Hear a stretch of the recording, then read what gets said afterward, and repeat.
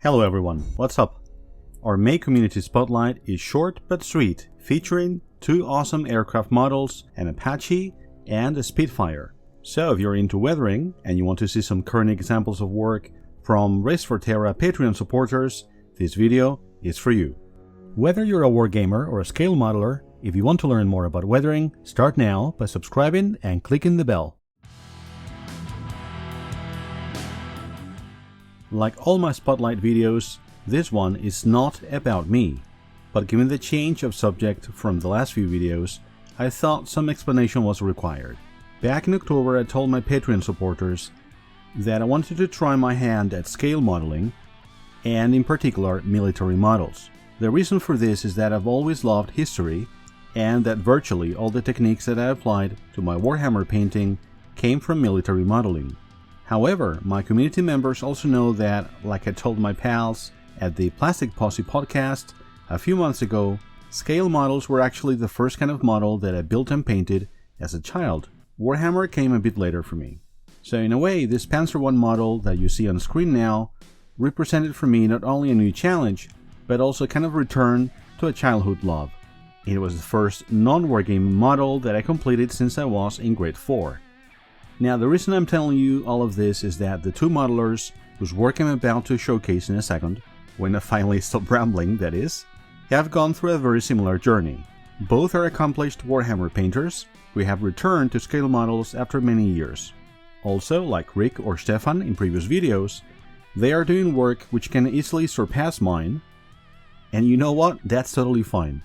In fact, I'm quite proud of that. More on that later.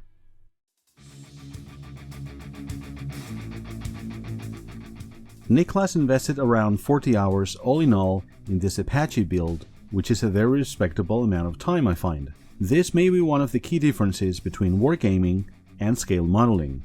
Although exceptions do exist, like Forge World Titans, most wargamers would typically complete several models in that amount of time. Now, I'm not saying that either thing is better or worse, just a different experience. My favorite element in this Apache, without a doubt, is the dust. Niklas explains that he had found a really cool picture on the side fuselage covered with dust, so that was the aim to try and replicate. At the same time, Niklas admits that he also wanted to create contrast with the dark greens, which he says he suspects may be a wargaming habit.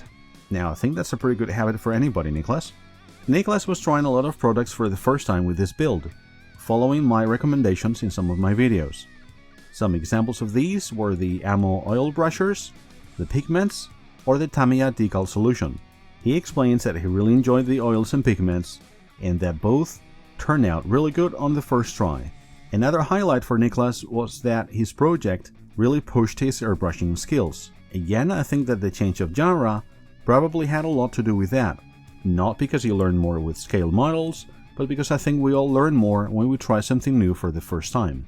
Regarding our Discord community, Niklas tells us that he particularly enjoyed chatting with me and others about this 2-month-long project, both in the text chat and in our Hangout sessions.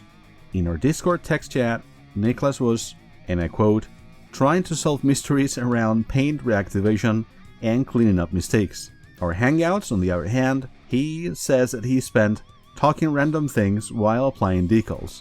Well, Niklas, paint reactivation mysteries aside, there is something in your comments that I thought was really good advice for others getting started with scale models.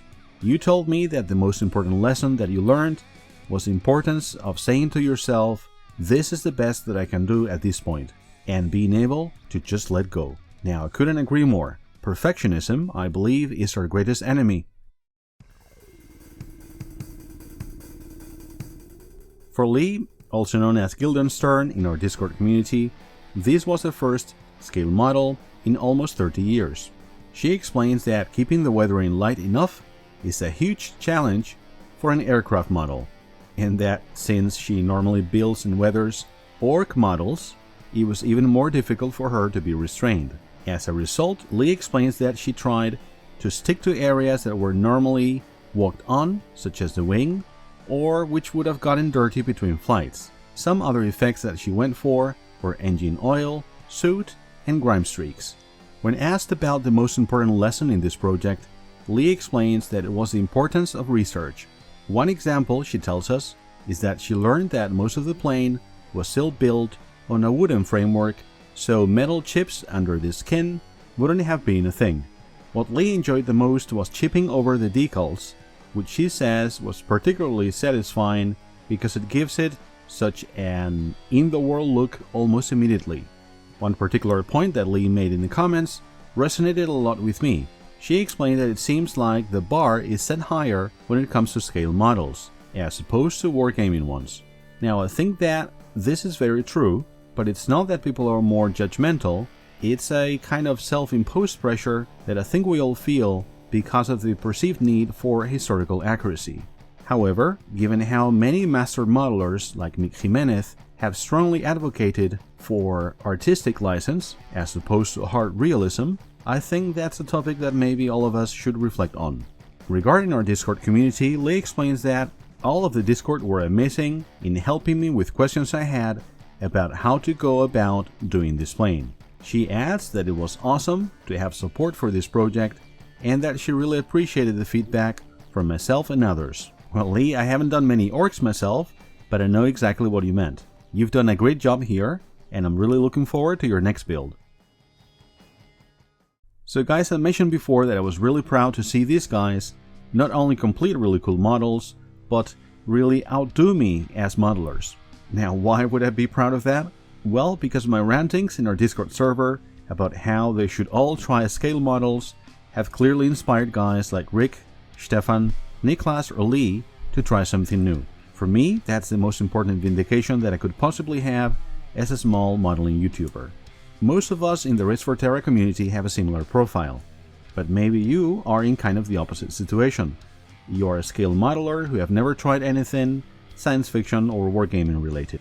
Whatever your camp may be, I urge you all to take these guys as examples and experiment with something from another genre. Thank you all, and remember, keep it up and weather it out.